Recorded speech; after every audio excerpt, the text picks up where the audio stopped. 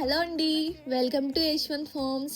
ఇంట్లో fruiting plants, flowering plants, vegetable plants and leafy vegetable plants వీటన్నిటిని ఎటువంటి chemical fertilisers లేకుండా ఆర్గానిక్ వేలో న్యాచురల్గా పెంచుకోవాలి అంటే మనం ఈ సింపుల్ అండ్ ఈజీగా దొరికే ఈ 2 న్యాచురల్ ప్రొడక్ట్స్ ద్వారా పెంచుకోవచ్చండి.